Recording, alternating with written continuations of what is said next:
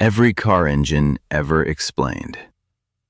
Act 1, Scene 1, One cylinder. Every engine layout is a compromise. Make an engine smoother and it usually gets bigger. Make it shorter and it gets wider. Add power and simplicity starts disappearing. For more than a century, engineers have been moving cylinders around trying to solve one problem without creating another. They usually create another.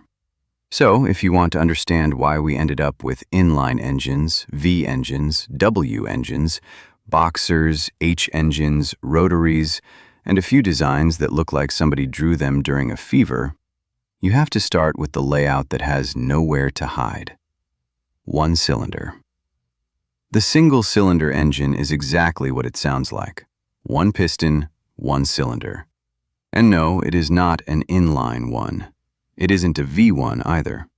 One person standing alone is not a line. You need somebody else standing behind him. Same thing with cylinders. There is nothing for one cylinder to be in line with, and there definitely isn't a second bank forming a V. So it is simply a single-cylinder engine. You'll also hear them called thumpers. And despite being about as basic as a piston engine can get, they are nowhere near extinct. You rarely see one powering a modern car, but cars are not the entire transportation system. Scooters, small motorcycles, commuter bikes, and utility machines still use single-cylinder engines all over the world. The Honda Super Cub alone has sold well over 120 million units. One of the most successful motor vehicles ever built runs on one cylinder. And that tells you something important immediately. The best engine is not the one with the most cylinders. It is the one that does the job. A single-cylinder commuter engine can be cheap, light, simple to maintain, and capable of more than 100 miles per gallon. Something like a Royal Enfield single might make around 20 to 25 horsepower. That sounds pathetic if every engine is judged by drag strip numbers. But it isn't moving a 2-ton sedan. It is moving a motorcycle. One rider and maybe a couple of bags. For that job, 20-something horsepower is plenty. Single-cylinder engines also have character. That slow thump, thump, thump. There is a physical reason for it. One piston is constantly accelerating, stopping, changing direction, and accelerating again. And it is doing all of that alone. There aren't several other pistons moving at carefully chosen times to cancel those forces, so the engine reacts. It vibrates. At low RPM, that pulse can feel good. Push the same engine harder and harder toward high RPM, and the personality starts trying to shake the bolts out. That is the trade. A single cylinder is simple, light, and efficient. Smooth, high RPM power is not what it was born to do. So if one piston is the problem, the easiest answer is another piston. Then another. And instead of inventing anything complicated, put them next to each other. Inline engines. Inline engines are also called straight engines. The cylinders sit in one row with one crankshaft running through the length of the block. From a manufacturing standpoint, it makes a lot of sense. You already know how to build one cylinder. Need 4? Repeat the idea. Need 6? Keep going. And once several pistons are working together, you gain something the single cylinder struggles with: balance. The movement of one piston can counter forces created by another, which means inline engines can work well with a surprising range of cylinder counts. 3, 4, 5, 6. Even odd-number inline engines can be extremely effective. The inline-4 became the default engine for millions of normal cars because it sits in a useful middle ground. It is cheap enough to mass-produce, compact enough for most cars, efficient, relatively simple, and smooth enough that the average owner never has to think about the configuration. It does not need to be perfect. It needs to start every morning. Manufacturers really like engines that start every morning. Then you get to the inline-6. And that is where the layout starts showing off. A properly designed inline-six has excellent natural balance. Its piston movements cancel primary and secondary forces in a way very few piston engine layouts can match. The result is smooth power delivery and an engine that doesn't spend half its life fighting its own movement. There is a reason manufacturers keep coming back to inline-sixes. They work extremely well. Which creates an obvious question. If 6 cylinders in a row are this good, why stop? Why not 8, 10, 14? You can. We did. Inline-8s existed. They were smooth, elegant, and unbelievably long. Because every cylinder you add makes the engine physically longer. An inline-4 fits almost anywhere. An inline-6 already asks for more room. An inline-8 starts looking less like an engine and more like a hallway with spark plugs. And a modern car needs space for more than an engine. Steering, suspension, cooling, crash structure, accessories, the cabin. At some point, adding more cylinders in one line still works mechanically, but the rest of the car starts becoming the inconvenience. Remove the size limitation, though, and the inline layout can become ridiculous. Massive marine engines have been built with 14 cylinders arranged in a row. One famous example has roughly 1,820 liters of displacement per cylinder. Not the entire engine, one cylinder. The complete engine is around 25,480 liters. That is roughly the displacement of 3,640 Corvette Z06 LS7 V8s. At that scale, you are no longer leaning over an engine. You are entering it. So there is no hard rule saying an inline engine has to stop at 6 or 8 cylinders. The problem is where you put the thing. Engineers still wanted more cylinders. They still wanted power and smoothness. They just needed the engine to stop getting longer. So they split the row and folded it. Act 1. Scene 2. V engines. The V engine is probably the configuration even non-car people recognize. 2-cylinder banks angled away from each other. Viewed from the end of the crankshaft, they form a V. That is where the name comes from. The cylinders themselves, not the intake manifold, not the exhaust, not a plastic engine cover. If 4 things under the hood happen to form a V shape, that does not magically turn an inline-4 Honda into a V4. We are talking about the cylinders. And the biggest advantage is length. Take 6 cylinders. Put all 6 in a row, and you have an inline-6. Split them into 2 banks of 3, and the engine becomes much shorter. 8 cylinders become 2 banks of 4. 12 becomes 6 and 6. You can package more cylinders without stretching the engine bay forever. That is also why V4 car engines are rare. For a car, an inline-4 already fits perfectly well. A V4 adds another bank, more components, and more complexity without solving much of a problem. Motorcycles are different. Packaging matters much more when the entire vehicle is narrow and short. 4 cylinders in one row can take up valuable space, so a V4 can make sense even if it requires more engineering. Once cars move into 6 cylinders and beyond, the V layout becomes much easier to justify.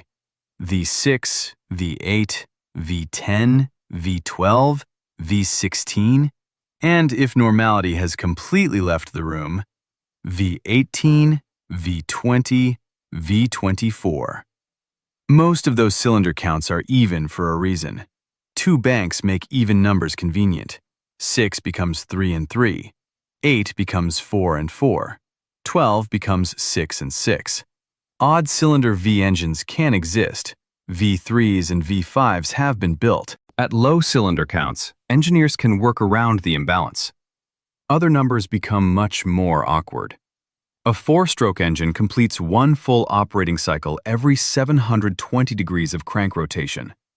You want the firing events distributed through that cycle as evenly as possible. Some cylinder counts cooperate beautifully. Others make the crankshaft engineering much uglier. That is one reason something like a V14 makes little sense for a normal road car. Can it exist? Of course. Huge marine engines use unusual V configurations. But ships have advantages cars do not. The engine is enormous. The structure around it is enormous. And the whole machine is floating in water. A level of vibration that would turn a road car's cup holders into launch systems is much easier to tolerate in something weighing thousands of tons. So the V layout solves the length problem. But packaging alone is not why it became so important. It also works extremely well with forced induction. Look at the architecture.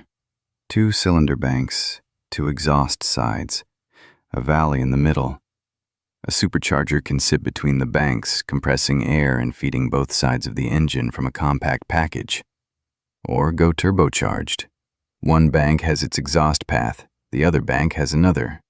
Put a turbo on each side and a twin-turbo layout starts making a lot of sense. That does not mean inline engines cannot be turbocharged. Some of the greatest turbo engines ever made are inline engines. But a V naturally gives you 2 banks to work with, which makes some high-output forced induction setups especially convenient. And as manufacturers started chasing smaller displacement, emissions targets, and huge power figures at the same time, that mattered. Even then, 2 V engines with the same cylinder count can feel completely different. A 45-degree American V-twin has a different rhythm from a 90-degree Italian V-twin. Same number of cylinders, different bank angle, different character. Then change the crankshaft. A cross-plane V8 and a flat-plane V8 are both V8s, but compare a Corvette with a Ferrari, and nobody with functioning ears is confusing the two. V8 tells you the basic architecture. It does not tell you the entire personality. The V layout became wildly successful because it could fit serious cylinder counts into a shorter package. That should have been enough. It wasn't. Because engineers looked at an already compact V engine and asked, how do we fit even more cylinders in there? This is where engine design starts getting weird. Act 2, Scene 1, Wii engines. The original W engine was almost painfully logical. 3 cylinder banks, 1 in the center, 1 angled to each side. Viewed from the end, it actually resembles a W. Perfect. No argument required. Modern W engines decided that was too easy. Volkswagen built W8s and W12s. Bugatti built the famous W16. And if you look at those engines from the end, they do not really resemble the classic 3-bank W. They look more like an extremely thick V. That led to one of the most repeated explanations of the Bugatti W16. It's basically 2 V8s stuck together. No. 2 V8s did not meet in a workshop and become one engine through friendship. The real architecture relies on much narrower, staggered cylinder arrangements packed together into a single compact engine. And to understand how that works, we have to leave the W for a minute. Because first, you need the VR. VR engines.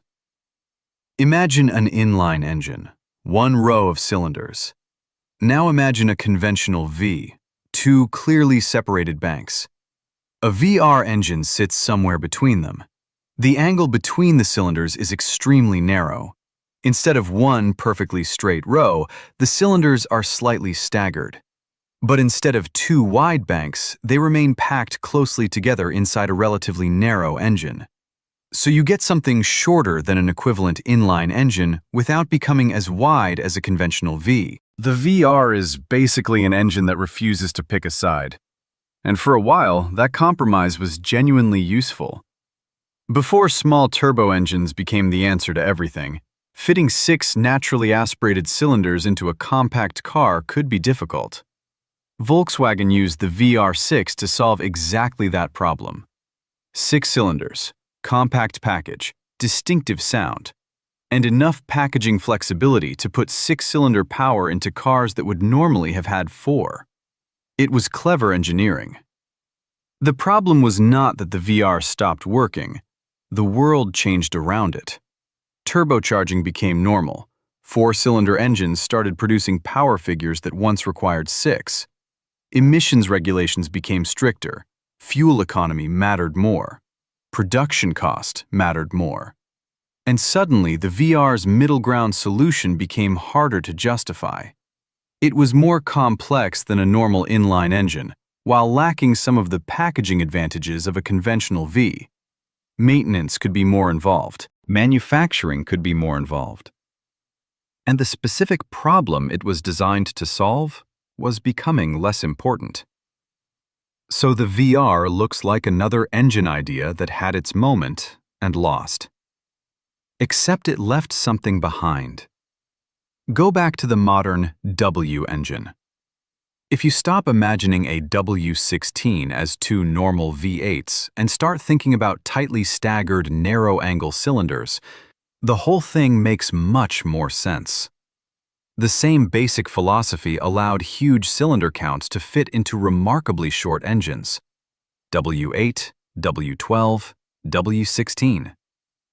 The VR never became the universal answer, but its engineering helped create one of the most famous 16-cylinder road car engines ever built. The layout faded. The idea didn't. And there have even been concepts for true 3-bank W18 engines. Because apparently, once 16 cylinders exist, somebody always asks where the other 2 went. Act 2. Scene 2. Legends. Now we reach the point where the letters stop being helpful. The L engine. You would expect the cylinders to form an L. Reasonable. Wrong. An L-type engine is basically a 90-degree V configuration, positioned so one bank sits vertically while the other lies more horizontally. In other words, a V engine fell over. That is most commonly where you will hear terms like L-twin, and that is about as much time as we need to spend on it, because there are stranger things coming. Fortunately, the next engine actually respects the alphabet. X engines. The X engine. Look at it from the end. 4-cylinder banks arranged around a common crankshaft. X. Finally, an honest engine name. And these things look incredible. 4 banks, huge cylinder counts. A lot of engine packed into a relatively short length. They look less like automotive history and more like something that belongs in a machine that should not have wheels. So why didn't every manufacturer use them? Gravity. An X engine puts some of its cylinder banks underneath the crankshaft. And once important parts of an engine start living underneath other important parts of the same engine, life becomes harder. Cooling becomes harder. Lubrication becomes harder. Access becomes harder. Now you add systems to solve those problems. More components, more cost, less room. Eventually, somebody looks at the drawing and asks the question that kills a lot of interesting engineering. Why aren't we just using a V? That does not make the X engine bad. It makes it a very specific solution. Certain specialized applications could tolerate the disadvantages. A normal road car usually couldn't justify them. Which is unfortunate, because the X engine somehow manages to look futuristic and extinct at the same time. But the problem engineers were trying to solve was real. Inline engines get long. Large V engines become wide and tall. So there is another option. Stop stacking cylinders upward. Lay them sideways. Lower the whole engine toward the ground. Act 3. Scene 1. Flat engines. Flat engines place their cylinders horizontally. The pistons move sideways instead of mostly up and down. And the important part is not simply the shape. It is where the mass ends up.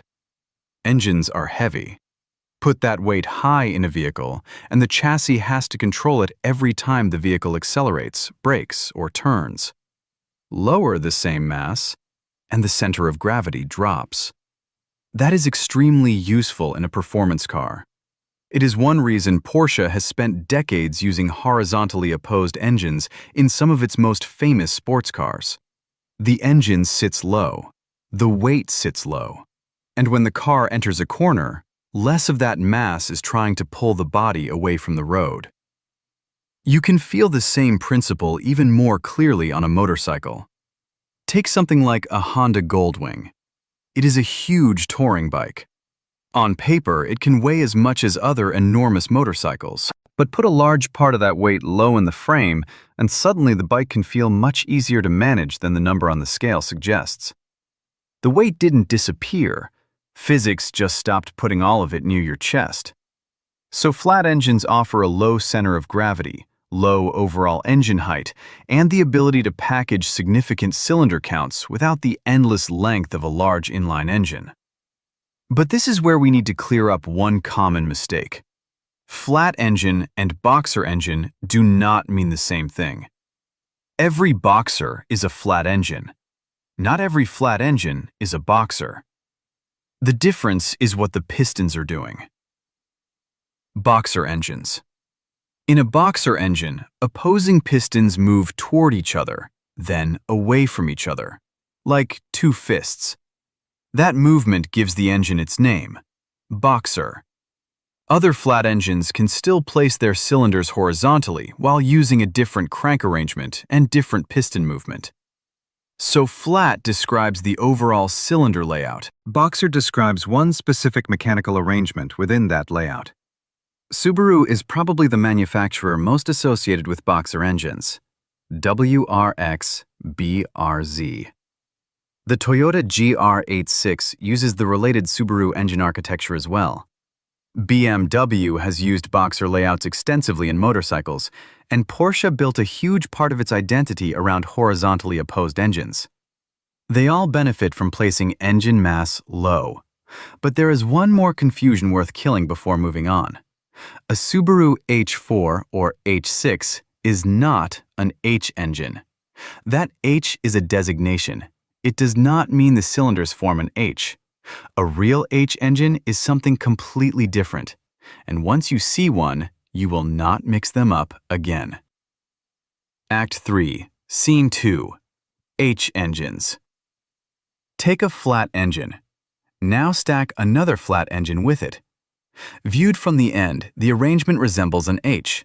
That is an H engine, and its main advantage is obvious. You can fit an absurd number of cylinders into a very compact length. H16. 16 cylinders. H24 engines have even been built for aircraft applications. 24 cylinders. Think about how difficult it is to package a conventional V12. A V16 is even worse. Now imagine fitting 16 cylinders into something compact enough for a race car. That is impressive engineering. So why did the H disappear? Because it solved its main problem too well. It made the engine compact. Too compact. Cylinders produce heat. Cylinder heads produce heat. Exhaust systems produce heat. Now pack all of that hardware very close together. Cooling becomes difficult. Then you need more cooling hardware. But there isn't much free space because the entire point of the design was using every bit of available space. Now you need more plumbing, more specialized parts, more manufacturing complexity, and eventually something breaks. A mechanic can see the failed part. He knows exactly what needs replacing. Unfortunately, the engine designer placed 3 other pieces of engine between him and that part. The H configuration was brilliant at packing cylinders together. Its greatest strength became the reason everything around it became difficult. And by now, the pattern should be obvious. We started with one piston, then put pistons in a row, split them into 2 banks, narrowed those banks, added more banks, moved them sideways, stacked them. At this point, We had put pistons almost everywhere there was room to put a piston. So one engine took a different approach. It stopped using conventional pistons at all. Act 4, Scene 1, Rotary. The rotary engine is the weird one. Almost everything we have discussed so far still uses the same fundamental machine. A piston travels through a cylinder, combustion pushes it. A connecting rod transfers that motion to a crankshaft. The piston reaches the end of its stroke, stops, changes direction, and does it again. The rotary throws that arrangement away. Instead of conventional pistons, it uses a roughly triangular rotor moving inside a specially shaped housing. Yes, it looks like a Dorito. Car people noticed. And the first thing you notice when you put a rotary next to a conventional piston engine is the size. It is tiny. No long block, no giant V, no stack of cylinders. You can package serious performance into a remarkably small space. That gives the rotary several obvious advantages: low weight, compact dimensions, few major moving components, and a willingness to rev. A piston engine constantly accelerates its pistons, stops them, and sends them back the other way. A rotary keeps rotating. High RPM suits it. Small, light, high revving, and capable of producing impressive power for its physical size. That sounds like a great sports car engine. Mazda agreed. The RX family turned the rotary into one of the most recognizable engines in enthusiast culture. RX-7, RX-8. High RPM, distinctive sound, tiny engine, and ownership that can turn a normal person into someone who checks oil with the seriousness of a surgeon. Because the advantages come with very real problems. Fuel economy is not great. Emissions are worse. And then there are apex seals. At each tip of the rotor, a seal has to maintain contact with the housing as the rotor moves through the combustion chambers. Those seals matter. When sealing deteriorates, compression deteriorates, and when compression disappears, the rotary becomes a very expensive object sitting inside an engine bay. These engines reward owners who understand what they bought. Oil matters, temperature matters, maintenance matters. How the engine is treated matters. Almost anyone can like an RX-7. Not everyone actually wants the engine that makes an RX-7 special. That difference has saved a lot of people money and financially educated everyone else. But here is the interesting part. The rotary should have disappeared. Look at the other strange engines we already covered. When their disadvantages became larger than the problem they solved, manufacturers moved on. The rotary had every reason to suffer the same fate: poor fuel economy, difficult emissions, reliability concerns. And the world was demanding cleaner engines, not stranger ones. By the normal pattern, that should have been the end. Then the job changed. Cars became electrified, hybrid systems, electric motors, battery packs, power electronics. Suddenly, the combustion engine did not necessarily have to do everything. An electric motor could handle propulsion. A combustion engine could work as part of a larger system and operate under more controlled conditions. And one old rotary advantage became interesting again: size. A rotary is extremely compact. When a vehicle already needs room for batteries, motors, and electronics, a tiny combustion engine suddenly becomes valuable. Especially if it no longer has to handle every operating condition by itself.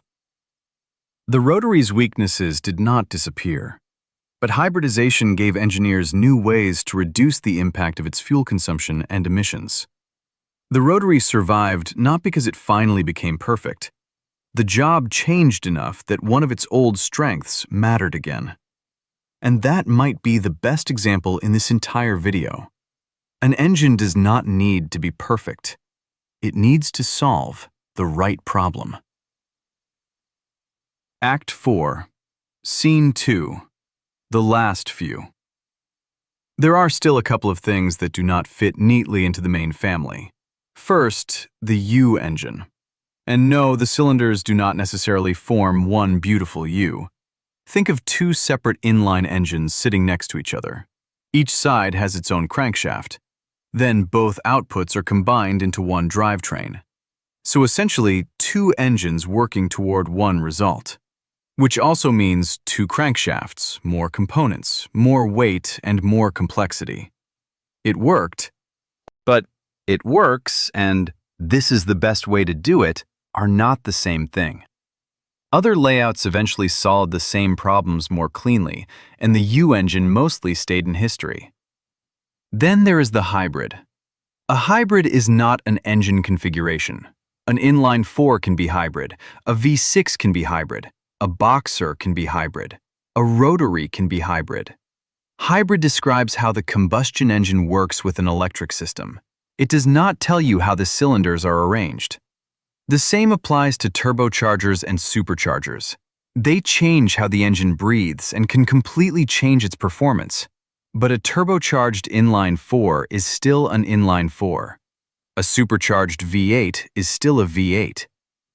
Once you separate engine configuration from everything attached to it, the subject becomes much easier. And after going through all of these layouts, there still isn't one winner. Because there was never one competition. A cargo ship does not need the same engine as a motorcycle. A Corolla does not have the same priorities as a Porsche. Different machines ask different questions. Engine layouts are different answers. A single cylinder sacrifices smoothness for simplicity. An inline engine gives you straightforward construction and excellent balance, but it keeps getting longer as you add cylinders. A V sacrifices some simplicity to fit more cylinders into less length. The VR tries to live between inline and V, and works only while that middle ground is useful. The W packs huge cylinder counts into a short package and pays for it with complexity. The X arranges multiple banks around one crankshaft, making cooling and access much harder. A flat engine puts its mass low, but spreads the engine sideways. A boxer uses that flat architecture with its own opposing piston movement. The H packs enormous cylinder counts into tiny spaces until the lack of space becomes the problem. And the rotary abandons the conventional piston entirely, gaining size, weight, and RPM while giving up efficiency, emissions performance, and some peace of mind. Every one of them is flawed. That is not a failure of engine design, that is engine design. You gain something, you give something up. What engineers are willing to give up depends entirely on what the machine is supposed to do. Sometimes they need cheap, sometimes smooth, sometimes compact, sometimes light, sometimes powerful. Sometimes they just need 16 cylinders to fit somewhere 16 cylinders have absolutely no business fitting. There was never one perfect engine layout waiting to be discovered. There were different vehicles, different eras, different priorities, different problems. And every strange configuration that survived did so because, for one specific job, its advantages were worth its flaws. That is what makes all of these engines interesting. Not which one is best, but what problem somebody was desperate enough to solve that this was the answer.